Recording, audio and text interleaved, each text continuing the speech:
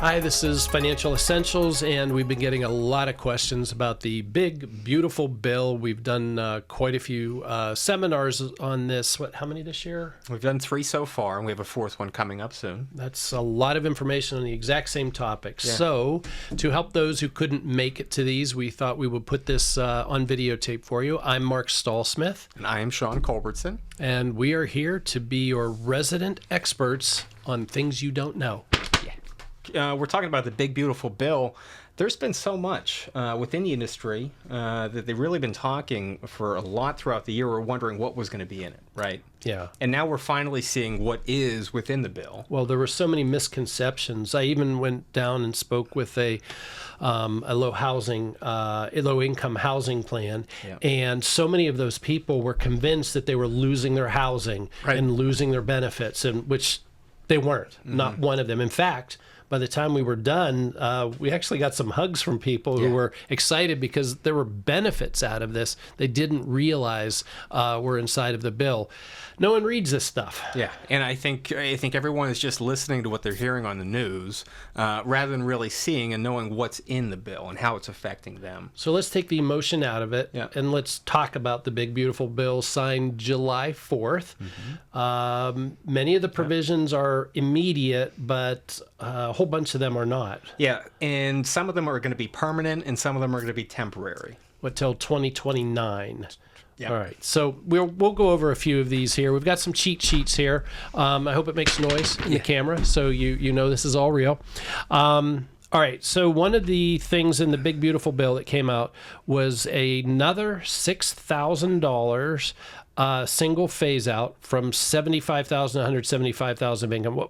Explain that. What's that mean? Sure. So for seniors age 65 or older, really cool. It's neat because 65 or older, each person can write off $6,000 in a deduction off their taxes. So they still get their standard deduction this year of $15,750 plus an additional $6,000. Yes. Yeah. I mean, who couldn't be happy about that? So if your income is, well, do some quick mental math, $21,500, that first $21,500 for a single person, you have zero income tax. Right.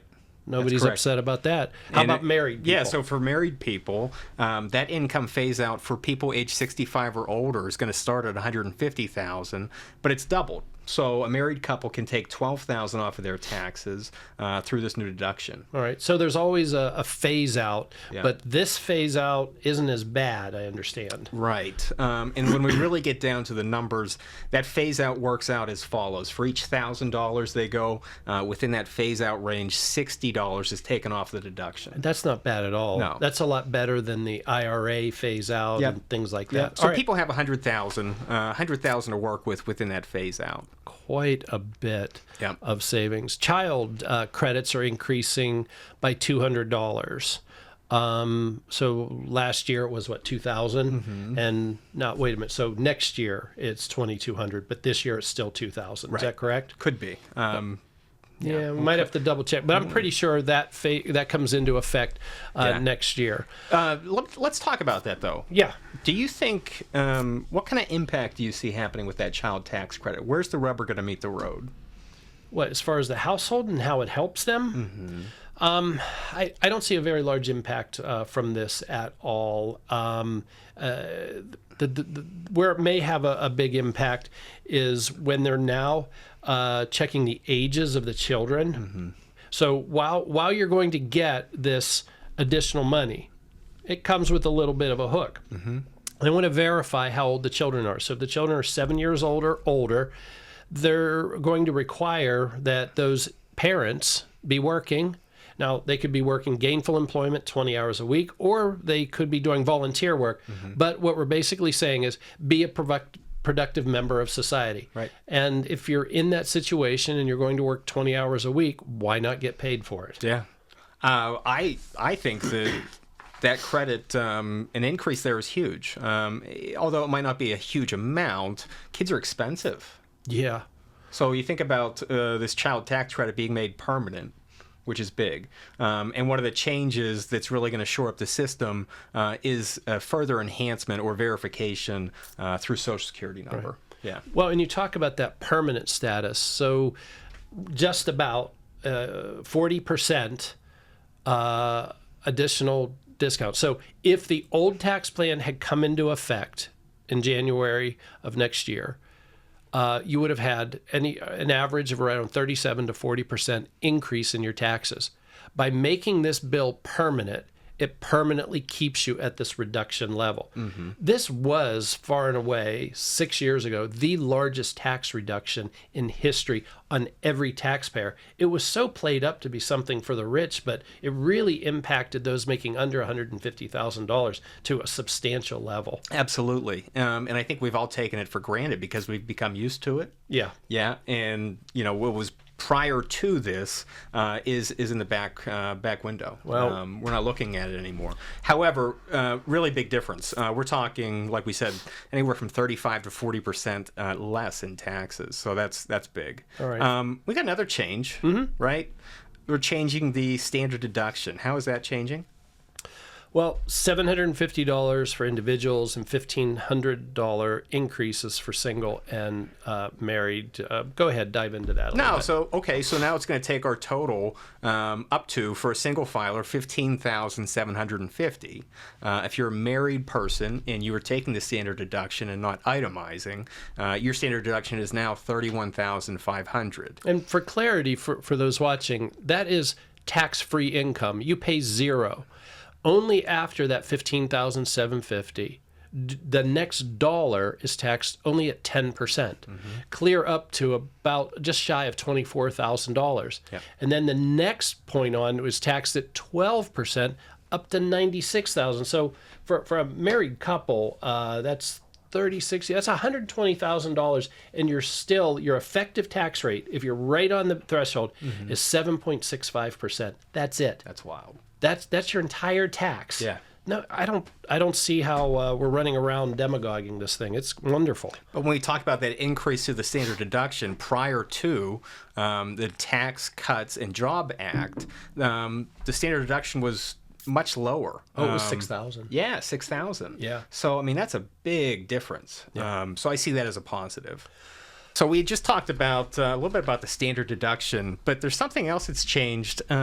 I've always been someone who took the standard deduction because I could never itemize. What's changed there? Well, what they've done is they've created a floor, excuse me, a 0.5% floor on your income, meaning if you're giving over that 0.5% floor, then you can deduct $1,000 off as a charitable deduction. So if your 0.5% of your total income is $3,000 and you gave $1,000 this year, you're still not going to be able to write that off.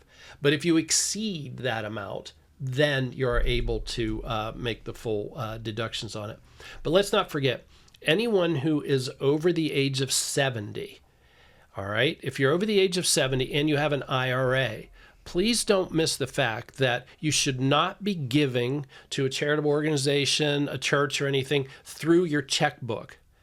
All right, you don't receive the income from your IRA, pay the taxes on it, and then give. You're not getting a tax deduction. But if you're over the age of 70 and you give directly from your IRA to the institution, and all you simply have to do is share with us the tax ID number, the name of the institution, and the address, and those little bits of information, one piece of paper signed, bam, you get the tax deduction over the age of 70. Yeah, big, huge considerations and very important misnomers, right? A lot of things we don't know, but it's great, especially for those who are taking the standard deduction. You could still have that charitable deduction or charitable contribution count as a deduction.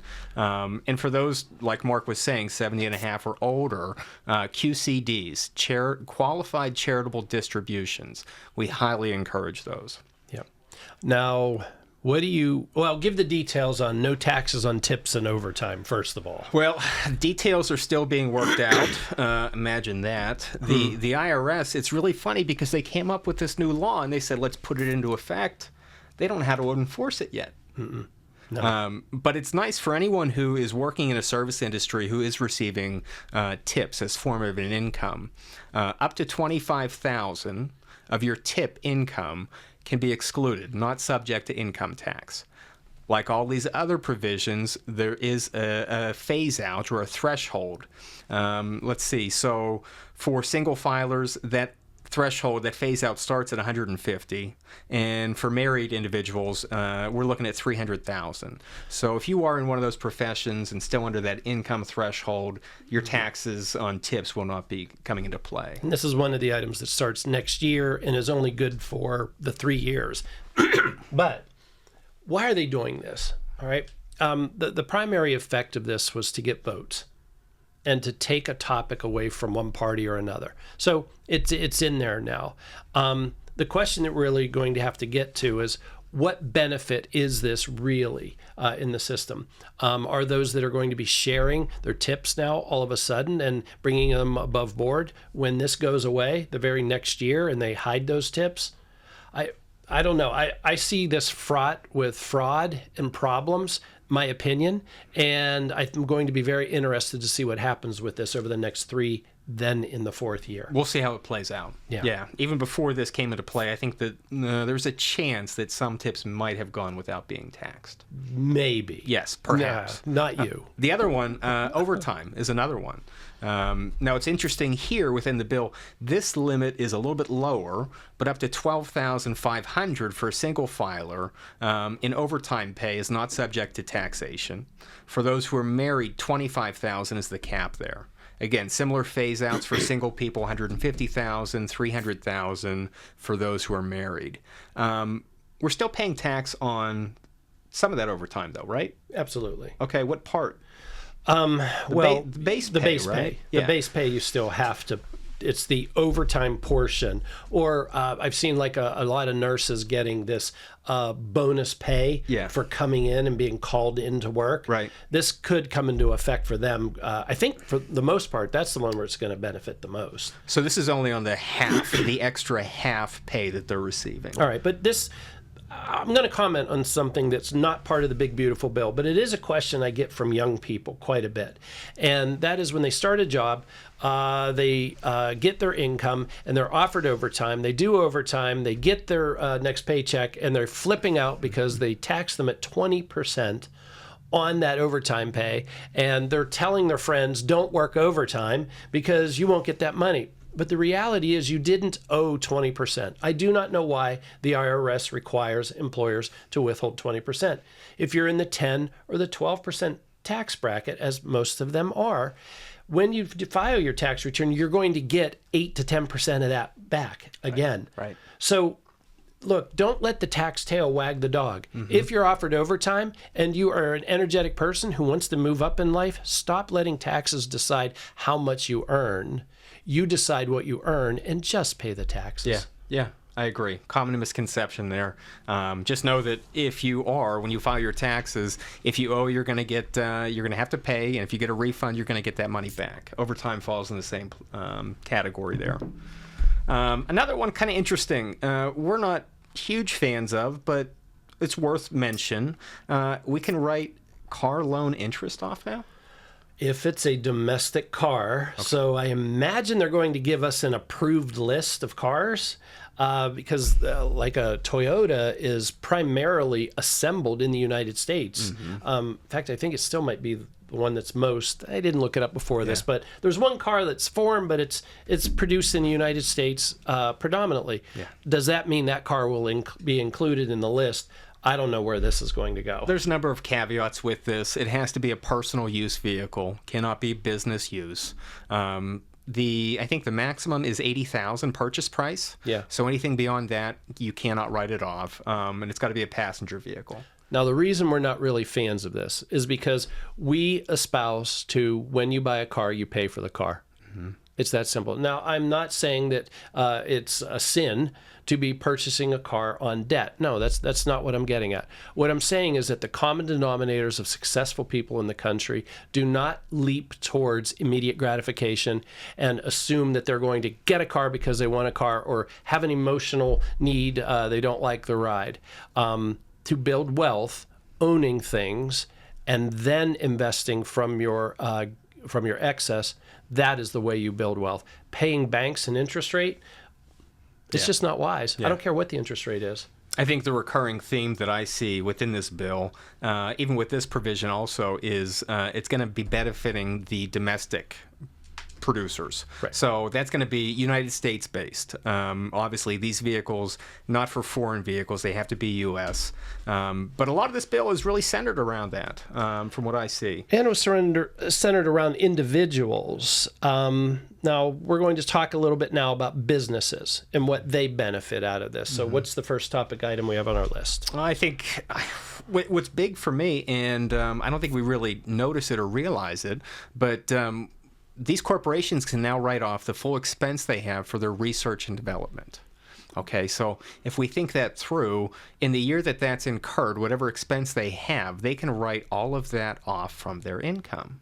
Now, that is tremendous. You see, private sector needs to be energized in order to create new products. In order to make something and bring it to market, they have to know that they're not going to get taxed on the effort. This removes the tax on the effort and then may make the outcome of that effort viable. Yeah. And tying back into, again, U.S. based, I see this a lot as what we really need to focus on there with the R&D is all of this money is going back into our country, right? All Absolutely. the infrastructure, the manufacturing plants, all of this innovation, really. Yeah. And that's kind of where I see this leading, is we're trying to drive the innovation back into our own country rather than outside countries. I remember, this brings me to tariffs. I remember my son texting me that he was talking with his econ professor at college. And in real time, he said, "Dad, tell me why tariffs are good." And I couldn't text him everything, but it was obvious that his economics professor absolutely hated tariffs, was going to destroy the economy. I think we see now from that time frame that not only was Donald Trump right, but I was right about it. Thank you. Yeah. Just joking. But the bottom line is tariffs do a couple of things. They stop wars and they bring jobs back to the United States. 46 years ago, when we gave other countries favored nation status over the United States, we made it preferable for people to move jobs into other countries, because then they could work in those countries, because all of those other countries were charging us tariffs. We were charging them nothing. They had preferred status. Yeah. So it made it advantageous for manufacturers in the U.S. to go to China, for instance, or go to India, because for them to export to their country, we'd pay more for stuff. This is leveling the playing field, and tariffs stop wars. They're a wonderful tool to get warring nations encouraged to just stop it. Yeah. Yeah. And we're seeing a lot of investment happening within the United States now through this. Yeah. And not just that, but I'm looking at it from the corporation's perspective. Now they know if there's maybe something that they were a little apprehensive about going into. Yeah. I think this is going to make it a whole lot easier for them to pull the trigger. The big question now is, will the local communities stop making permitting such a horrible experience? When you bring anything to a community, they tend to fight it and try to make ridiculous sums of money on it and chase business away. Look at Amazon. AOC kicked them out of New York with a simple tweet. Yeah. It's just amazing what a friendly community and business can do. Right. Yeah, I agree. Permanent bonus depreciation for businesses. Tell me about that. I don't have a whole lot to tell you about. Well, then let's move on to Section 179. I skipped ahead. Section 179 is what I meant to say. Yeah, Sorry about that. This is something that I heard you talk about a little bit, Mark, and it seemed to me that there's some really worthwhile parts here within Section 179 and how they're opening this up. What's that going to change? Well, think about it. If you, like our small office here, we need more space. Yeah.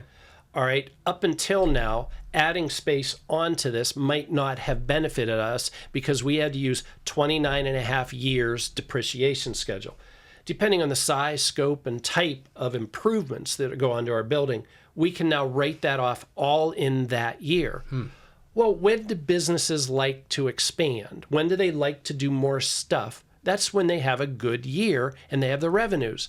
So encourage more jobs, more development, and don't forget those projects hire more people. Yeah. So permit the business to write off that entire item in the year of use, and that way you get business to expand quicker. Right. And I even see this for, how about, think about older business owners too. If they were hem-hawing or a little hesitant about making a big investment to perhaps pass on to the next generation, I think this is going to really let them feel free to go ahead and make that investment. They can write off that money, and they know they're improving their business. Well, here's a story for them for that. Let's say a small business, I don't know, a furniture store. All right. They, a new competitor could run into their community, open up a shiny new place, and everybody's running their business there because it's nice new. Or even a gas station with a Sheetz that opens up and puts them out of business. Why did those small business operators not improve their look, their feel, their design, all of that? It came down to anything that they spent, they lose in their household, and they got to pay taxes on it. And it didn't make sense for them to invest when they were 70 years old into their business, and they had to wait 29 years to get the write-off. They would die before the write-off was ever being used. Right. So small business is massively incentivized now with this Section 179 depreciation expense. And I can't wait to see what's going to happen with this. It's about, now this is how it was before. Yeah. And the Obama era taxes changed it. I'm excited to see now what this is going to spur on with business. Yeah, I see a lot of growth coming from that. All right. Well, that's all we have for today on this. I hope this helps you on the big, beautiful bill. It's not scary. It's aptly named. I think it is beautiful. And there's some areas of it that we're going to be waiting to see what the IRS comes out in white papers. Yep. So for Mark Stallsmith, Sean Culbertson, we will see you again next time.